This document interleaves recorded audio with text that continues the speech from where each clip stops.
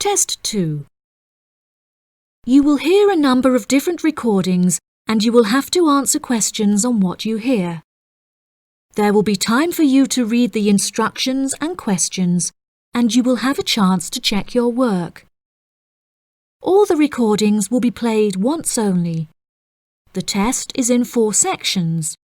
At the end of the test, you will be given 10 minutes to transfer your answers to an answer sheet. Now turn to Section 1. Section 1. You will hear a woman phoning to inquire about exhibition information. First, you have some time to look at questions 1 to 4.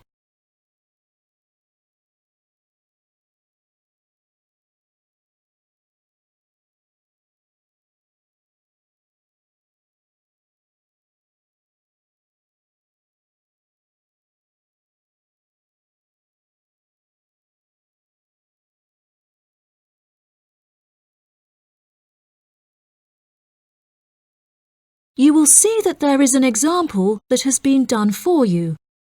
On this occasion only, the conversation relating to this will be played first. Good morning. You're through to the events coordinator at the Birmingham City Council. How may I help you? Hello there. My husband and I are interested in purchasing tickets to the automobile exhibition, but I couldn't find many details about it on your website, and I was wondering whether you could provide me with some more information. Does it open in June? The purpose of calling is to purchase tickets, so purchasing has been written in the space. Now we shall begin. You should answer the questions as you listen, because you will not hear the recording a second time. Listen carefully and answer questions 1 to 4. Good morning. You're through to the events coordinator at the Birmingham City Council. How may I help you? Hello there. My husband and I are interested in purchasing tickets to the automobile exhibition, but I couldn't find many details about it on your website, and I was wondering whether you could provide me with some more information. Does it open in June? Yes, of course, madam. The exhibition will take place during July and will showcase the history of automobiles from the very first commercial car in the late 1800s all the way through to the present day. Is the exhibition open for the duration of July? No, madam. The exhibition will last 3 days, from the 1st of July to the 3rd of July, and then the cars will be taken to another exhibition. Okay. Does the exhibition focus on a certain manufacturer? No, it will showcase a wide range of manufacturers. Wonderful. I'm ever so fed up of going to these shows and only seeing one manufacturer. Are there any opportunities to sit in or even drive the cars? There will be many opportunities for you to sit in the cars. However, some of the cars will only be available to observe. We are yet to be told whether any of the antique cars will be available to drive. However, there will certainly be an opportunity to test driving some of the more modern cars on a purpose-built track. That sounds like great fun. I mustn't forget to bring my camera, or my husband will never forgive me. I'm afraid to say that cameras are actually strictly not allowed to bring into the exhibition.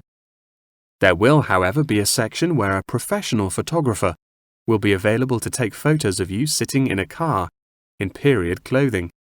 Well, that sounds like it could be fun, but I assume the photos won't be free. On the contrary, one free photograph is included within every ticket, but each photo after this will cost £5. Before you hear the rest of the conversation, you have some time to look at questions 5 to 10.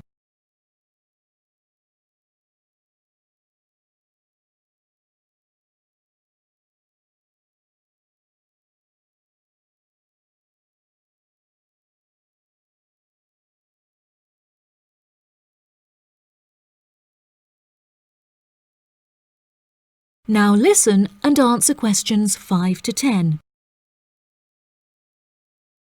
That's a nice surprise. Not many things are free anymore. I've been asking around about the ticket prices, but I haven't yet had a definite answer.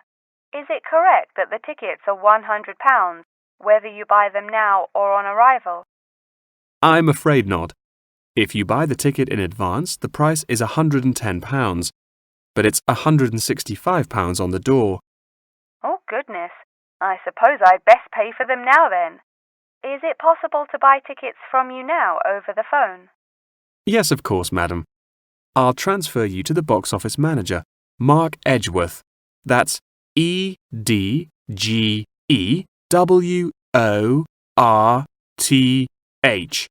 And he will probably need to take your credit card details and some personal details. Yes, that's fine. Before you transfer me, I just need to ask a few more questions. Will the exhibition be held in the Birmingham Exhibition Centre? I think that's where I went last time. No, madam. The Birmingham Exhibition Centre is currently undergoing some renovations, so this year all exhibitions will be held in the Summer Palace. Summer Palace? I'm not entirely sure where that is. Well, it's not too far from City Centre. Once you're in the centre, you should be able to find signs for the palace. If not, most people in Birmingham will be able to direct you. Neither my husband nor I am particularly good with directions. Is there anywhere I can find this information on the internet? Our website will give you an address. Perhaps you could visit www.directions.com for more detailed information, and they should be able to provide you with step-by-step instructions. Okay. And is this the best way to contact you, by phone? I think the most convenient way to contact us is inquiring online, which is much simpler than having to dial various different numbers to reach the right person. Unless you have any more questions, I'll transfer you now. No, that's great. Thank you for your help. That is the end of section 1. You now have half a minute to check your answers.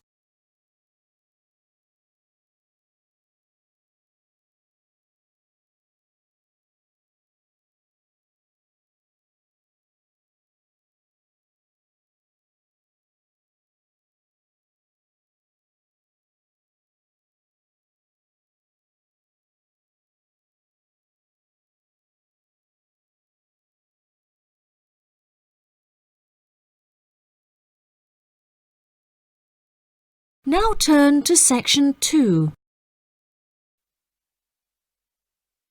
Section 1. You will hear a man phoning to inquire about a job vacancy. First, you have some time to look at questions 1 to 4.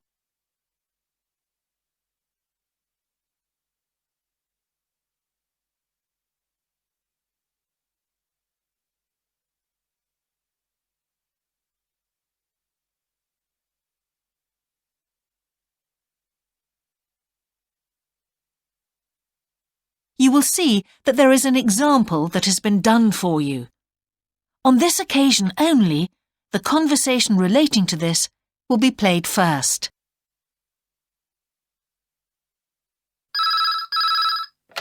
Good evening, King's Restaurant. Good evening. I'm ringing about the job I understand you have vacant. Oh, yes. The job vacancy is at a restaurant, so a restaurant has been written in the space. Now we shall begin. You should answer the questions as you listen, because you will not hear the recording a second time.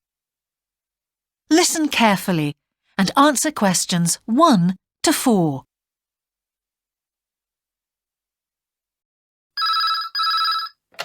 Good evening, King's Restaurant. Good evening. I'm ringing about the job I understand you have vacant. Oh, yes. I'd like to find out a few more details, if I may. Yes, of course. Can I take your name? It's Peter Chin. OK, Peter. Well, if you want to ask about the job, and then if we're both still interested, we could arrange for you to come for an interview. Great, thanks. I'm afraid I missed the advert for the job, but heard about it from a friend. That's no problem at all. What would you like to know?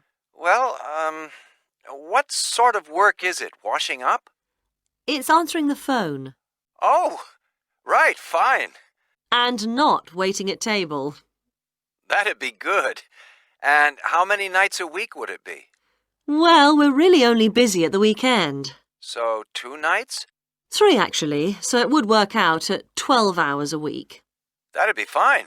It wouldn't interfere with my studies. Are you at the university? Yes, first-year physics student. Oh, right. And because I'm not an EU national, would I need a work permit? Yes, you would. Just get your tutor to sign it. That wouldn't be a problem if I were to get the job. Where exactly is the restaurant? Well, we have 2 branches.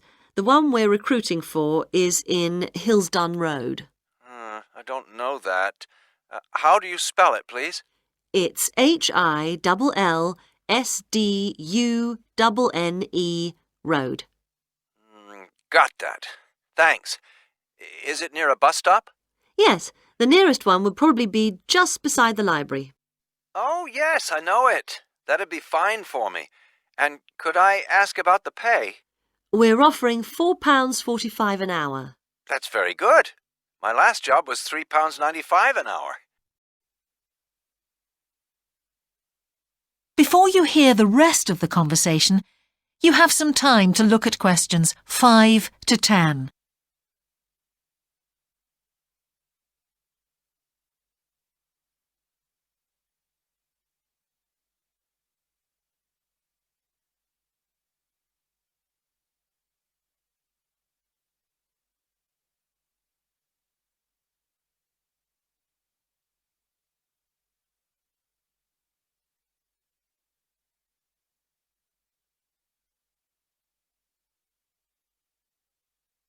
Now listen and answer questions 5 to 10. We feel it's pretty good, and we also offer some good fringe benefits. Really? Well, we give you a free dinner, so you eat well. Right.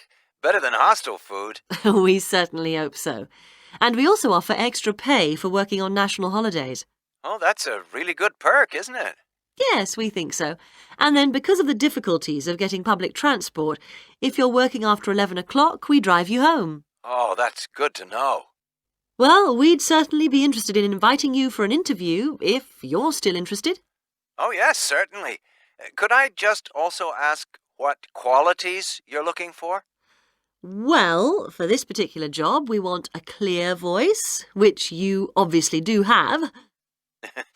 Thanks. And you must be able to think quickly, you know. Well, I hope I... So, when could you come in for an interview? We're actually quite quiet tonight. Sorry, I couldn't come tonight. Or tomorrow, I'm afraid. Thursday's okay. That'd be 22nd of October? Fine. After 5 p.m? Yes, fine. Would 6 o'clock be okay? Perfect. And could you bring along the names of 2 referees? Yes, that's fine. No problem. Good. I look forward to seeing you. Oh, by the way, who should I ask for? Oh, yes, of course. Sorry. My name is Samira Manuja. Can you spell that, please? Manuja. Okay. I've got that. Thanks very much. Look forward to seeing you later on, then. Section 3. You will hear a geography student called Caroline discussing her dissertation with her tutor. First, you have some time to look at questions 21 to 23.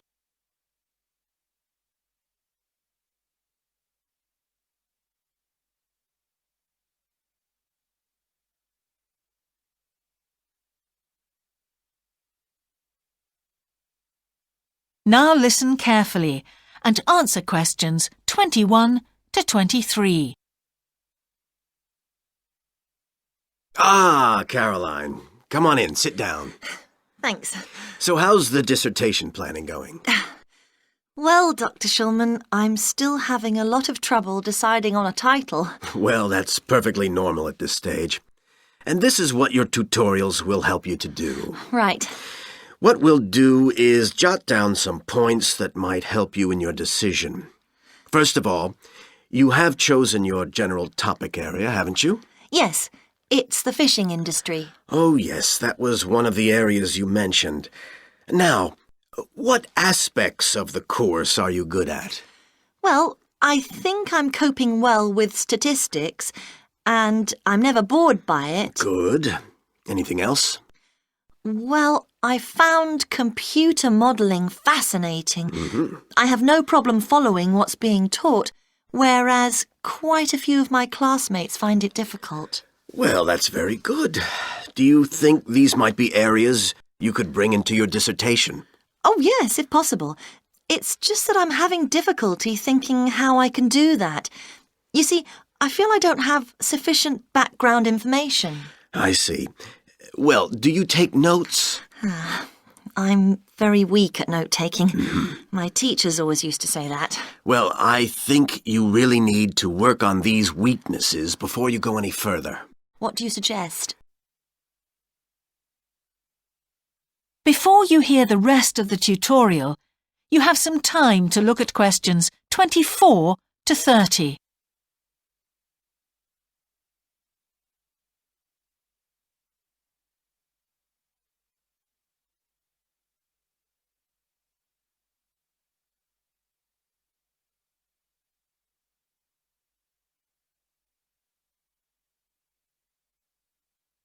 Now listen and answer questions 24 to 30.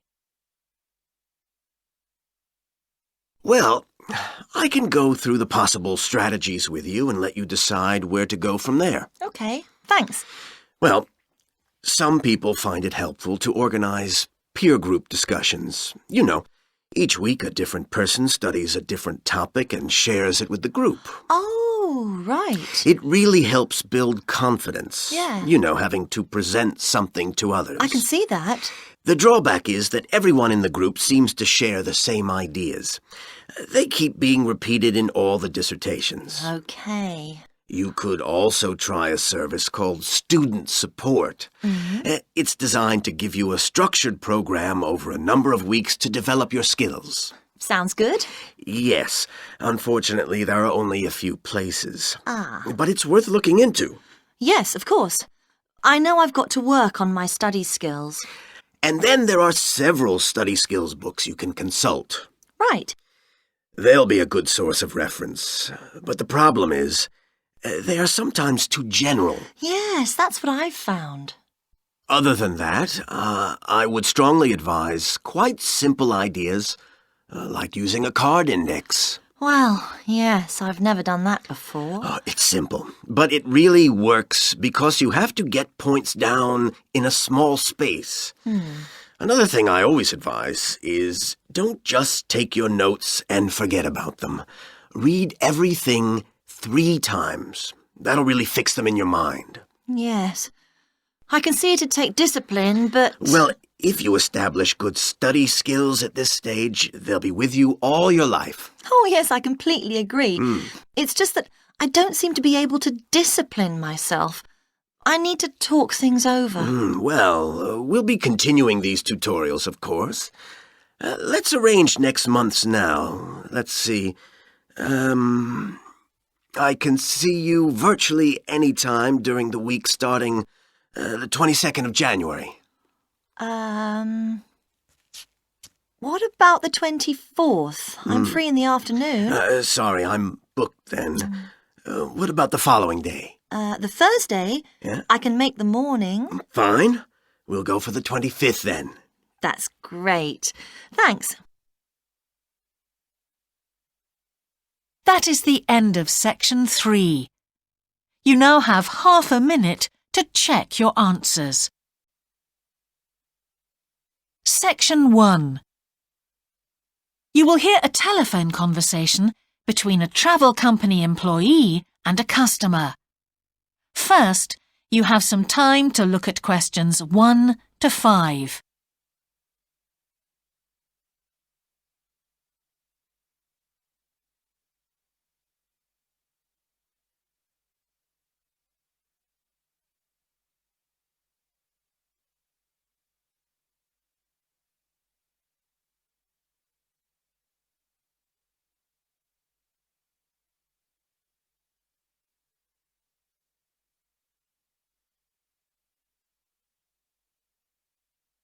you will see that there is an example that has been done for you.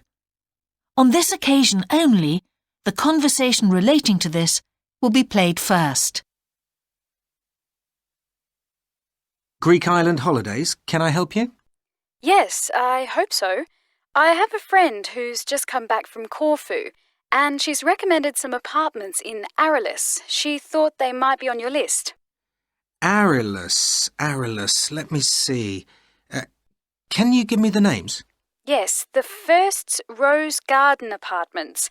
I'd like to go with another friend in the last week of October. Well, we've got a lovely studio flat available at that time. I'm sure you'd enjoy the entertainment programme there too, with Greek dancing in the restaurant. The entertainment programme offers Greek dancing, so Greek dancing has been written in the space. Now we shall begin. You should answer the questions as you listen, because you will not hear the recording a second time. Listen carefully and answer questions 1 to 5. Greek island holidays, can I help you? Yes, I hope so. I have a friend who's just come back from Corfu, and she's recommended some apartments in Arillis. She thought they might be on your list. Arillis, let me see. Can you give me the names? Yes, the first's Rose Garden Apartments. I'd like to go with another friend in the last week of October. Well, we've got a lovely studio flat available at that time. I'm sure you'd enjoy the entertainment programme there too, with Greek dancing in the restaurant. And the cost for each of us? £219. That sounds very reasonable. I'm just jotting down some notes. Now, the second one she mentioned was called Blue Bay. Blue Bay. Yes, in fact, that's very popular, and it has some special features. Really? The main attraction is the large swimming pool with salt water. Much healthier, I understand. That's right. And it isn't far from the beach either, only 300 metres. And only around half a kilometre to some shops, so you don't have to be too energetic. Is it much more expensive than the first one? Let me just check.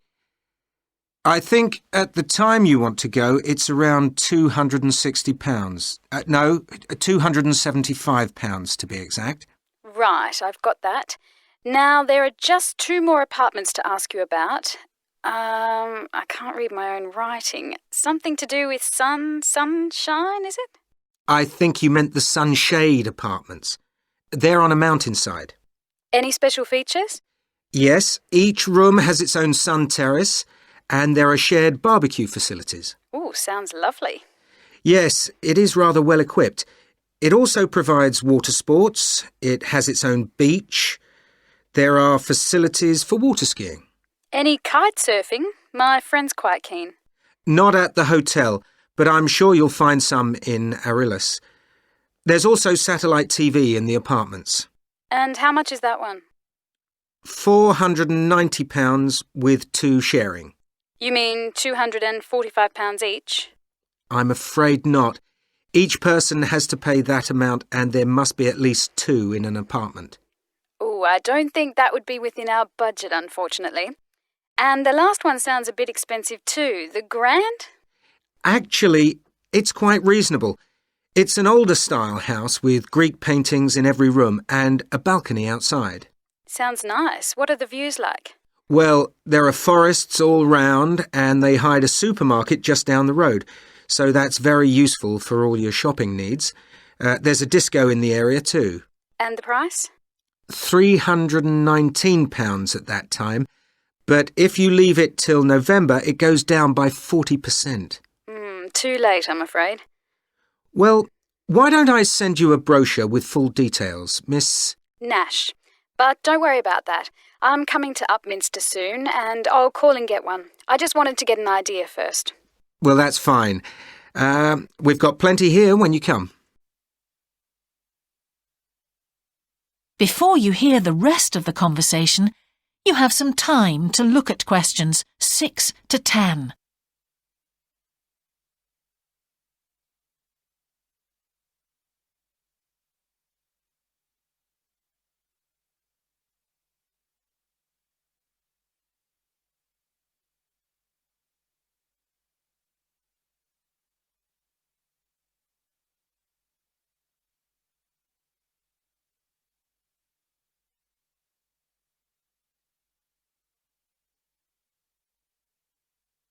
Now listen and answer questions 6 to 10. If you've got a minute, could I just check a couple of points about insurance? I got one policy through the post, but I'd like to see if yours is better. Fine. What would you like to know? Well, the one I've got has benefits and then the maximum amount you can claim. Is that like yours? Yes, that's how most of them are. Well, the first thing is cancellation. If the holiday's cancelled on the policy I've got, you can claim £8,000. We can improve on that, Miss Nash. For Greek island holidays, our maximum is £10,000. That's good. Of course, our holiday won't even cost £1,000 together. It's still sensible to have good cover. Now, if you go to hospital, we allow £600. Yes, mine's similar. And we also allow a relative to travel to your holiday resort. My policy just says their representative will help you. You can see there's another difference there. And what happens if you don't get on the plane? Nothing, as far as I can see on this form. Don't you have missed departure? No, I'll just jot that down. We pay up to £1,000 for that, depending on the reason. And we're particularly generous about loss of personal belongings, up to £3,000, but not more than £500 for a single item. Then I'd better not take my laptop. Not unless you insure it separately. OK, thanks very much for your time. You've really been helpful. Can I get back to you? Your name is... Ben Ludlow. That's Ludlow. I'm the assistant manager here. I'll give you my number. It's 081 260 543 216. But didn't I phone 081 260 567 294? That's what I've got on the paper. That's the main switchboard. I've given you my direct line. Right. Thank you very much for your time. Track 15. Unit 4. Listening. Exercise 3. Today I'm going to be talking about amateur journalism. In other words, journalism practiced by ordinary people, not professional journalists. For people like you, who want to get some real writing experience, this can be a good way to get started. And later I'll be offering you some practical tips to help you. Amateur journalists are providing more and more news. I think the main cause of this change has been the internet. Nowadays, anyone close to an important event can write a report and email it to a newspaper. Or they can take a photo with a digital camera or use their mobile phone to make a video film of what's happening. Also, amateur journalism isn't just for people who are in the right place at the right time. People can now write reports and articles about things which a big organisation might not be interested in, and post their ideas on their website or blog. This means that all sorts of people can express their views. Also, in the past, if you wanted to make your opinions known, one of the few ways of doing this was to send a letter to a newspaper. But normally, newspapers only print a few of the thousands of letters they receive each day. Now people can write about the things which are really important to them and the people around them, and they put it in a blog. As a result, amateur journalists often write about something which is a local issue. And by local issue, I mean something happening in the school in their area, or the traffic in their town, but not something necessarily of national or international interest. Amateur journalism is a growing phenomenon. There are now major online newspapers. Oh My News in South Korea, for example, has a large number of readers, and for this reason they can attract advertising and get income from this. And as a result, it's become a profitable business. Track 16. Unit 4. Listening. Exercise 5. But how can you get involved? How can you begin to write articles which will be published on sites like these? Well, first you must have something interesting to say, something you want to communicate with readers. Assuming you have this, it's important in an article to attract people's attention and gain their interest. So put the main facts first, answering these questions: who, why, when, how, and where. Get those basic facts down to start with and get people interested. Then fill in the details in the rest of the article. The best model is really shaped like a pyramid. You put the most important facts at the top of the article and lots of smaller details down below. Remember, you want people to keep reading, so you need to hold your readers' interest. A really good technique for doing that is to put in quotations from people who are part of the story, what they really said. You know the sort of thing. Tanya, mother of two, said, "It all happened so quickly that we didn't have time to react." Quotations bring the article alive. Once you've written your article, go over it again to make sure that any figures you quote are correct. Make sure that Tanya really has 2 children and not 1 or 3.